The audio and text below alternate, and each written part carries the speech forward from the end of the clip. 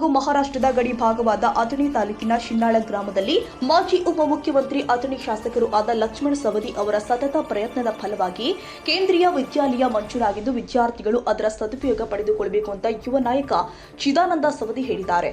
ಶುಕ್ರವಾರ ಕಾಗವಾಡ ತಾಲೂಕಿನ ಐನಾಪುರ ಪಟ್ಟಣದ ಪದ್ಮಾವತಿ ಸೆಂಟ್ರಲ್ ಸ್ಕೂಲ್ ಶಾಲೆಯ ವಾರ್ಷಿಕ ಸ್ನೇಹ ಸಮ್ಮೇಳನದಲ್ಲಿ ಮುಖ್ಯ ಅತಿಥಿಗಳಾಗಿ ಆಗಮಿಸಿ ಮಾತನಾಡಿದರು.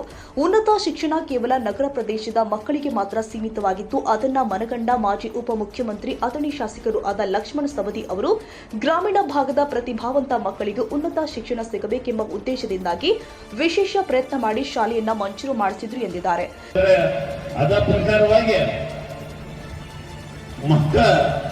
ಹಿರಿಯರನ್ನ ಒಂದು ವೃದ್ಧಾಶ್ರಮಕ್ಕೆ ಸೇರಿಸುವಂತ ಒಂದು ಪದ್ಧತಿನೂ ಕೂಡ ಆಗಿದೆ. ದಯಮಾಡಿ ಬಹಳ ಕಡಿಮೆ ಅದ ಹಳ್ಳಿಯಲ್ಲಿ, ಆದ್ರೂ ಕೂಡ ಅಂತ ಒಂದು ಸಂಸ್ಕಾರ ಬೆಳಿಬಾರ್ದು. ನಾವು ನಮ್ಮ ಮಕ್ಕಳಿಗೆ ವಿದ್ಯಾರ್ಥಿ ಜೊತೆಯಲ್ಲಿ ಒಂದು ಒಳ್ಳೆಯ ಸಂಸ್ಕಾರವನ್ನು ಕೂಡ ನಾವು ಕೊಡಬೇಕಾಗ್ತದ ಅನ್ನುವಂಥ ಮಾತನ್ನು ಇವತ್ತಿನ ದಿವಸ. ಯಾಕಂದ್ರೆ ನನಗಿನ್ನೂ ವಿದ್ಯೆ ವಿಷಯದಲ್ಲಿ ಬಂದಾಗ ನಾವೇನು ಭಾಳ ಕಲ್ತಿಲ್ಲ, PUC ಫೇಲ್ ಆಗಿದ್ದೀವಿ ಅಷ್ಟೇ. ಭಾಳ MBBS ಅಥವಾ ವಕೀಲರ LLB ಎಲ್ಲ ನಡೆಯಿಲ್ಲ. ಆದ್ರೂ ಕೂಡ ಶಿಕ್ಷಣದ ಮಹತ್ವ ಎಷ್ಟೈತೆ ಅನ್ನೋದು ಯಾವಾಗ ನಾವು ಸಾಲಿ ಬಿಟ್ಟು ಅವಾಗ ನಮ್ಗೆ ಅರ್ಥ ಐತೆ. ನಾನು 5ನೇ ಕ್ಲಾಸ್ ವರೆಗೆ ಕನ್ನಡ ಮೀಡಿಯಂ ಓದಿದ್ನು. 5ನೇ ಕ್ಲಾಸ್ ಆದ್ಮೇಲೆ ಬೆಳಗಾವಿ ಮೆಟ್ರಿಕ್ ಸ್ಕೂಲ್ ಸೇರಿದೆ.